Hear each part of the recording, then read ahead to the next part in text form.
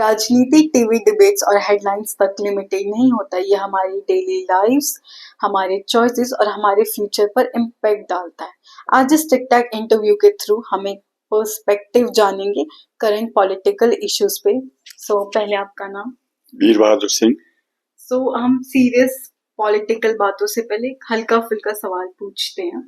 अगर आपको किसी भी एक ऐतिहासिक लीडर के साथ डिनर करने का मौका मिले तो आप किसके साथ करेंगे और क्यों? इंदिरा गांधी, एक आयरन लेडी जो अपने फैसलों पे अडिग रहती थी। उन्होंने जैसे बांग्लादेश को पूर्वी पाकिस्तान से अलग किया, नया देश दिया। क्या आपको लगता है कि जो हमारी प्रेजेंट गवर्नमेंट है, करंट सरकार, वो इंदिरा गांधी के सिद्धांतों पे चलती है, एक स्ट्रॉन्ग डिसीजन लेती है? हाँ, उनसे भी अच्छा डिसीजन ले रही है अभी मोदी सरकार। फॉर एग्जाम्पल जैसे जो भी नए कानून वो बनाते हैं देश के आम नागरिक के लिए, वो एक लास्ट छोर पे खड़ा हुआ इंसान को भी उसका बेनिफिट मिले। अब हम बेनिफिट से बात करते हैं। 2028 में भारत वर्ल्ड का थर्ड लार्जेस्ट इकोनॉमी बनने वाला है। तो जैसे आप बात करें बेनिफिट का, क्या आपको ग्राउंड लेवल पर ये सच्चाई दिख रही है डेली लाइफ में? दिख रही है, लेकिन ये चुनाव के मद्देनजर ये लोग जो लॉलीपॉप देते हैं ना, फ्री का राशन बांटना, फ्री की बिजली, फ्री का पानी, ये देश की इकोनॉमी को डुबो रहे हैं हमारे। ये नहीं होना चाहिए। एक बात तो आप सही कह रहे कि हमारे देश की इकोनॉमी को डुबा रहे, हमारे यूथ को, हमारे फ्यूचर यूथ को कर्ज में डाली।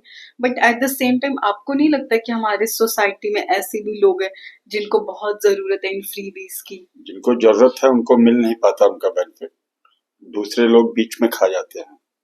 तो इसके लिए सरकार को क्या करना चाहिए? सरकार को उसके लिए कड़े कदम उठाए और स्ट्रिक्टली उसका पालन हो कि जिसको उसकी जरूरत है उसी को वो चीज मिले। बिल्कुल सही। आपको लगता है कि आज के 2026 के भारत में इसका सबसे बड़ा प्रॉब्लम क्या है, महंगाई या फिर बेरोजगारी? बेरोजगारी तो है, बेरोजगारी है, क्योंकि अनएम्प्लॉयमेंट ज्यादा है। बच्चे पढ़ लिख के निकल रहे हैं लेकिन उनको रोजगार नहीं मिल रहा, उनको जॉब नहीं मिल रही है, वो अपने घरों में बैठे हैं, वो बेरोजगार हैं, तो वो क्या करेंगे फिर? But at the same time हम देखते हैं कि हर साल सरकार रिपोर्ट्स निकालती है कि हमने इतनी नौकरियां दी है। वो क्या है फिर, वो सच है या झूठ है? नहीं, वो सच है। हम ये नहीं कह रहे कि सरकार झूठ बोल रही है या उनके डाटा झूठ बोल रहे हैं, लेकिन हमारी जिस हिसाब से मिलनी चाहिए नौकरी, एम्प्लॉयमेंट मिलना चाहिए, वो उस हिसाब से मिल नहीं रहा। साल में एक साल में अगर आप यूनिवर्सिटीज और हायर यूनिवर्सिटीज को देखें तो करोड़ों बच्चे निकलते हैं पढ़ के, लेकिन उन सबको जॉब नहीं मिलती। तो एक ये भी तो प्रॉब्लम है कि उन बच्चों के पास तो स्किल भी नहीं है जो इंडस्ट्री उन्हें हायर कर सके। और अगर हम इसी बात से देखें तो जैसे हमारे सरकारी स्कूल होते हैं, सरकारी कॉलेजेस होते हैं, वहां पे ना वो इंफ्रास्ट्रक्चर होता है, ना वहाँ पे वो फैकल्टी होते हैं, टीचर्स वगैरह जो उनको ट्रेन कर पाए, जो केपेबल नहीं है हायर इंस्टीट्यूशंस में जाने के लिए, प्राइवेट इंस्टीट्यूशंस में। वो बात सही है, लेकिन सरकार वो सुविधा दे ना। जब जैसे राशन फ्री दे रही है, पानी फ्री दे रही है, बिजली फ्री दे रही है, इससे अच्छा है कि एजुकेशन फ्री करे, मेडिकल की सुविधाएं फ्री करे, इन चीजों पे बात करें ना।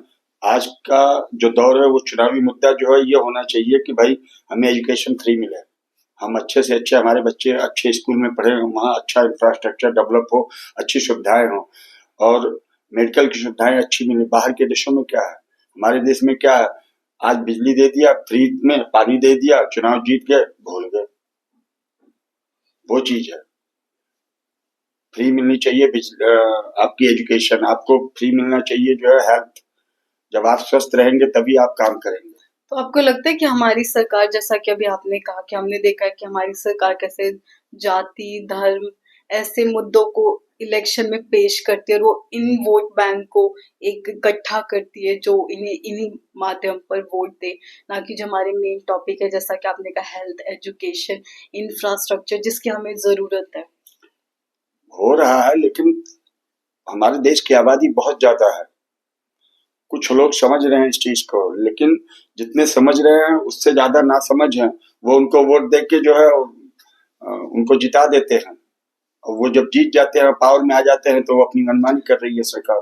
तो जैसे सरकार मनमानी करे तो आपको ऐसा लगता है कि जो हमारी ऑपोजिशन है, विपक्ष है, वो कोई एकदम ठोस मुद्दे रख रही है जिससे सरकार मुद्दे आंसरेबल रखना हो। अच्छी बात है, लेकिन विपक्ष में कोई ऐसा है नहीं जो कि उन मुद्दों को मतलब मजबूती से लड़ सके।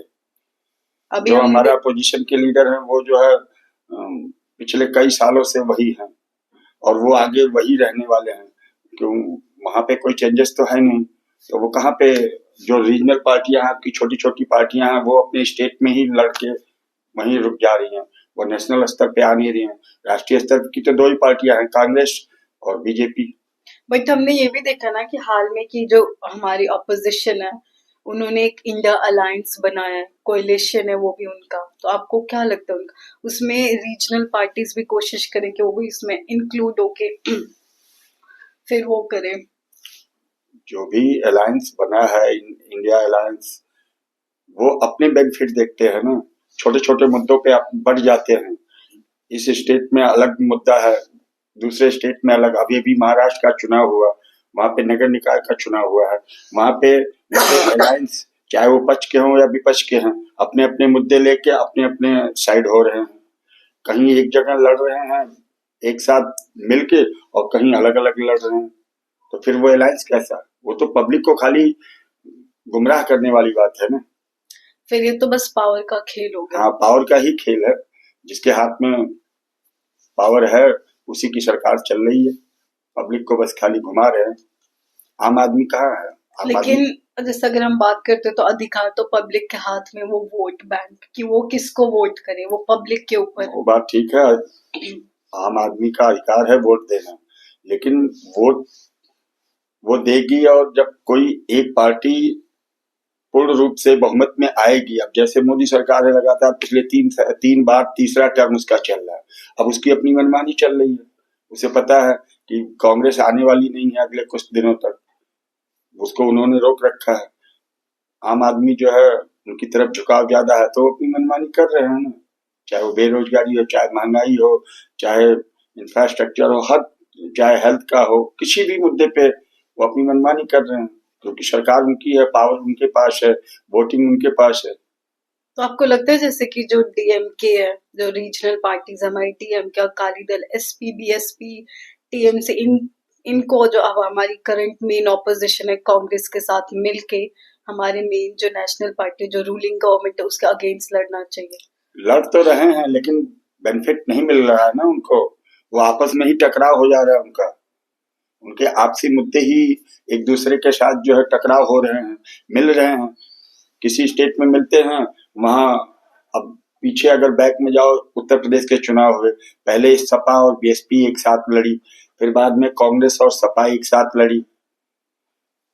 किसी भी, अब आगे आने वाले चुनाव में छोटी पार्टियां एक साथ होंगी, लेकिन वो अपने बेनिफिट देखते हुए भाग जाएंगी, या कांग्रेस उनके साथ गठबंधन करेगी, और गठबंधन के बाद जो है वो मानेगी नहीं। But at the same time हमने देखा है कि जैसे मान लो आप छोटी पार्टियों की बात करें, या जो पार्टियां कांग्रेस से साथ मिल जाती है, जो नेता, बट हमने ये भी देखा है कि कई नेता जिनके ऊपर हैवी क्रिमिनल चार्जेस है, रेप के, करप्शन के, हर चीज के, वो बीजेपी में जब आते तो व्हाइट वॉश हो जाते हैं। हाँ, ये बात बिल्कुल सही है। ये राजनेता होते ही ऐसे ही हैं कि भाई सत्ता के साथ आ गए तो उनके सारे पाप धुल जाएंगे। जैसे कि आज एक उप डिप्टी सीएम मरे हैं, अजीत पवार जी, महाराष्ट्र के, वो भी पहले अलग थे और उनके ऊपर सत्तर और उनके हजार करोड़ करोड़ का का गमन था। अब वो बीजेपी के साथ मिल गए तो व्हाइट वॉश में धुल गए घड़ी डिटर्जेंट केक से। अभी वही है ना, सत्ता सबको चाहिए, सत्ता सबको चाहिए, पावर सबको चाहिए, पावर का जो अहम होता है ना वो सबको चाहिए। अब जैसे हमने देखा कि नेशनल लेवल पे तो ये हो रहा है हमारा, बट आपको लगता है कि इंटरनेशनल लेवल जो हमारे इंटरनेशनल मुद्दे उस पे जो हमारी पार्टियां इकट्ठे खड़ी होती हैं, जैसे टेररिज्म, आतंकवाद पे हमारी पार्टियां इकट्ठे खड़ी होती है, या जब हम ग्लोबल स्टेज पे अगर डेवलपमेंट की बात करें तो आपको लगता है कि एक एक साथ है उनमें? कुछ हद तक साथ हैं, कुछ मुद्दे जो होते हैं जो अंतर्राष्ट्रीय स्तर के, उन पे हमारी रीजनल पार्टियां साथ होती हैं, जैसे आतंकवाद है, होते हैं, लेकिन वो आपस में फिर खींचातानी भी करते हैं। अगर एक साथ हों तो हर मुद्दे को सुलझाया जा सकता है।